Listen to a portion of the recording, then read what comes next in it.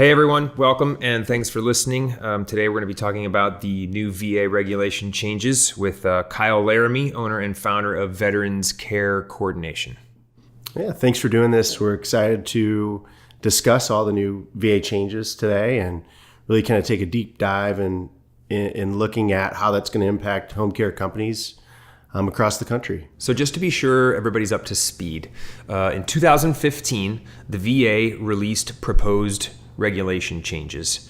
Tell us a little bit about the process after something like that gets released. Sure. So after those proposed regulations are released, there was a 60-day waiting period effectively for individuals to comment, whether it be clients, providers, people in the industry. And then after that 60-day period runs its course, then the VA interprets those comments and makes decisions on what they want to publish on a final rule. We've been anxiously awaiting a decision and haven't heard anything, so it's exciting that that's finally been pushed out. So before we go too much further, give us an idea of how these proposed changes could have ultimately affected the industry. Yeah, it could have really prevented veterans from getting that care that they desperately need. Also preventing the home care agencies from being able to provide that care. And third, companies like ours who match-make those two together, it would eliminate that service. Yeah. So once the proposed laws were released, how did you and your organization get involved? Mm-hmm. We knew we had to act fast. Once the proposed laws were released, immediately we hired a lobbyist to get involved to help us communicate our message. And we reached out to Governor Jay Nixon's office. We reached out to Senator Roy Blunt's office, Claire McCaskill's office. I personally testified in front of the Missouri House of Representatives Veterans Committee. And we also communicated what these changes were going to be to veterans, surviving spouses, home care agencies. We reached out to industry organizations such as the Home Care Association of America, make sure that they were aware, Decision Health, and we tried to get people to comment on these rules and what we didn't like about them or what they didn't like about them, how it was going to impact veterans specifically, or these home care businesses. Yeah. And we think we did a pretty good job at communicating what those changes were going to look like to those individual parties. And we collectively think we had a couple hundred individuals, organizations comment on their position on the proposed rules.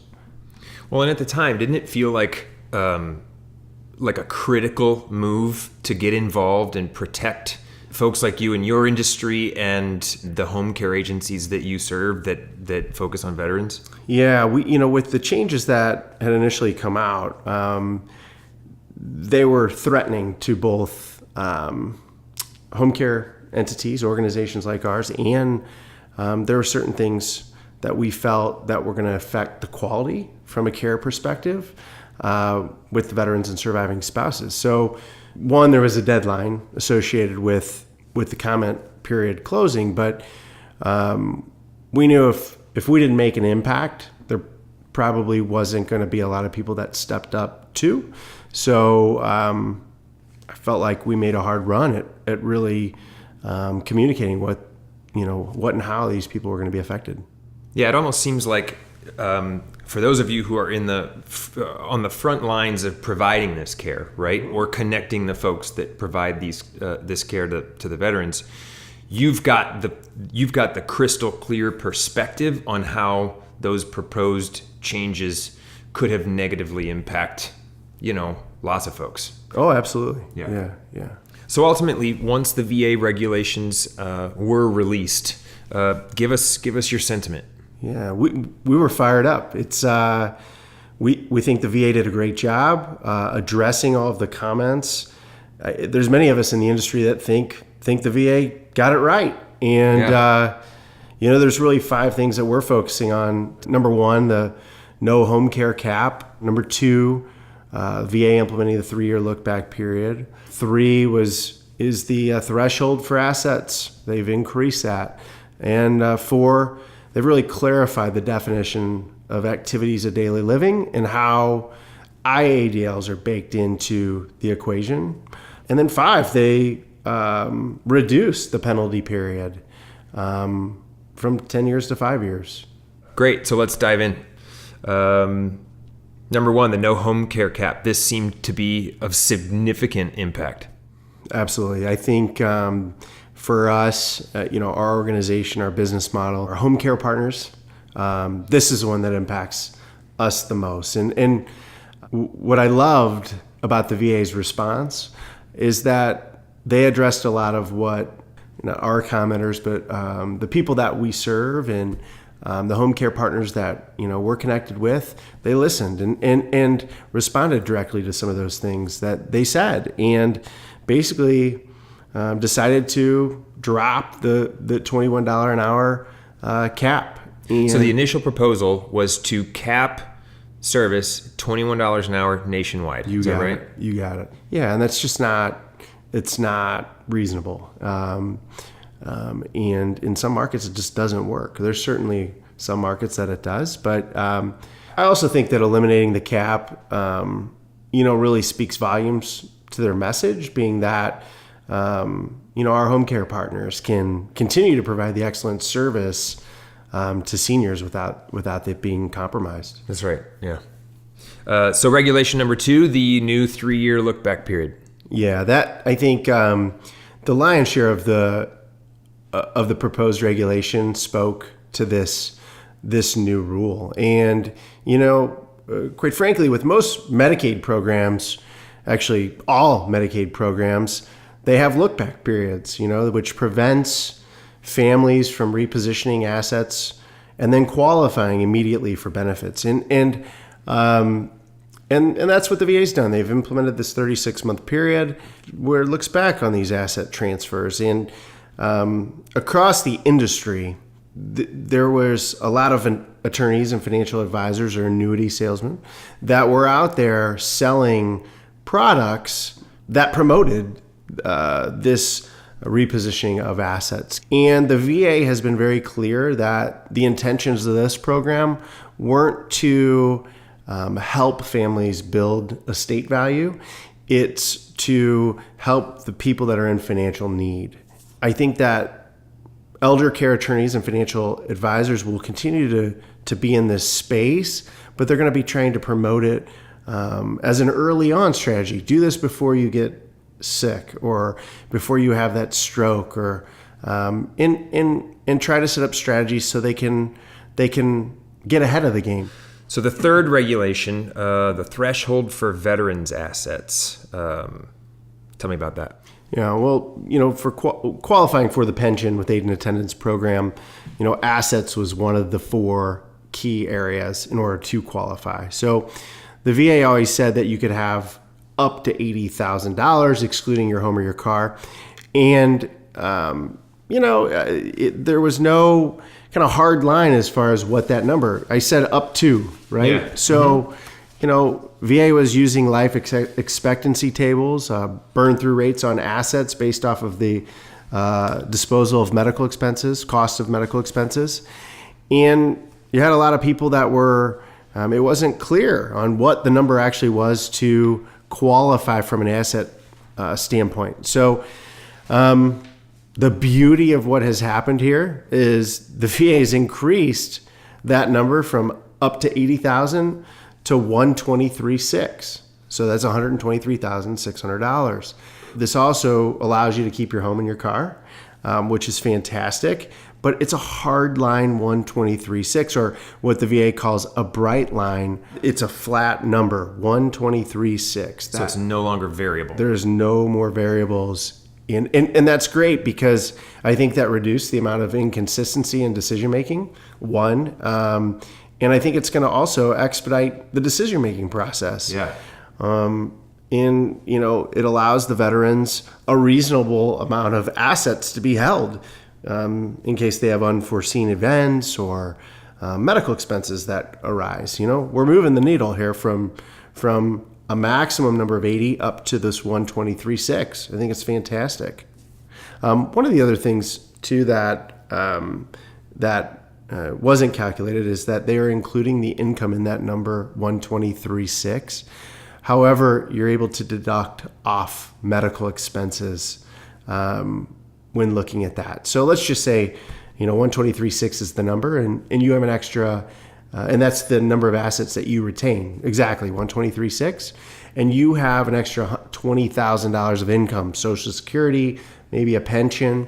So your actual asset number is 143.6. So what the VA will do is take that 143.6, they deduct off the amount of medical expenses that you're paying out of pocket. As long as that number is below that 123.6, you're a good candidate for the program. Fantastic. All right, let's talk about the fourth regulation, some clarity on ADLs and IADLs. Yeah, I think this is another check in the win column for us here. And when I say us, I'm talking about everybody, the consumer, the home care agencies in our organization. But previously, the VA defined ADLs as what most people do, which is assistance with bathing, dressing, toileting, transferring, continence, and feeding. And what they've done is they've expanded the definition of that to include ambulating within the home or any living area. Yeah. So it's great. That adds essentially another ADL to the equation. So one of the great things that's also occurred is they've included a definition of custodial care, which then bakes into independent activities of daily living, like housekeeping, laundry, meal preparation.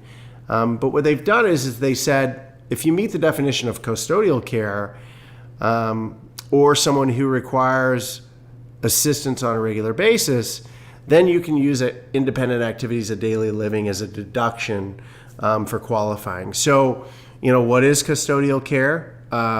It includes individuals who have physical, mental, developmental, or cognitive disorders. So let me give you an example. So somebody that had Alzheimer's previously, they may have been able to dress themselves, bathe themselves, toilet, do all of the activities of daily living on their own, but they just needed somebody to be there for oversight because they weren't safe in their home.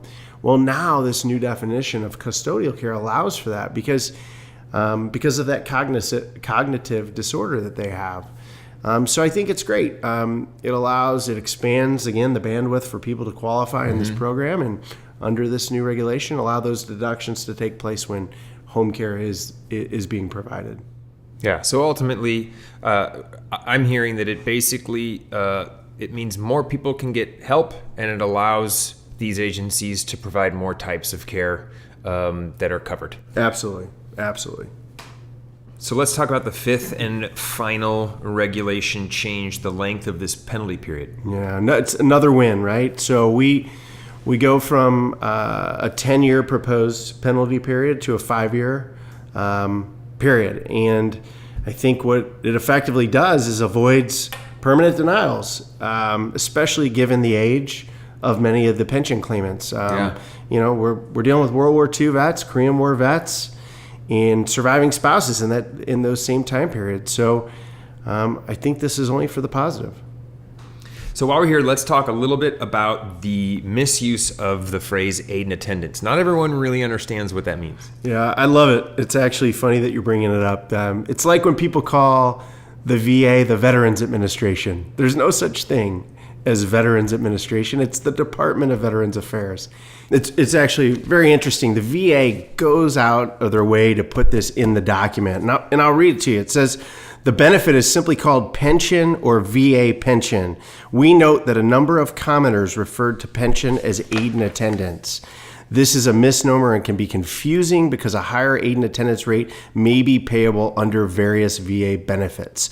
So the words aid and attendance, if you see it as a freestanding word or words, it's incorrect. So if you're using this program to educate social workers, hospitals, discharge planners, rehab centers, clients, make sure you get it right. It's called pension, and if you want to add with aid and attendance, that's acceptable, but it is not aid and attendance freestanding. Makes sense. Well, Kyle, thank you very much for your time today. A lot of valuable information for listeners and veterans and their families, folks that this impacts the most. Absolutely. Hopefully we've answered some questions today for families or home care providers out there. And if anybody has additional questions, feel free to reach us at vcchc.com. Awesome. Thanks. No problem.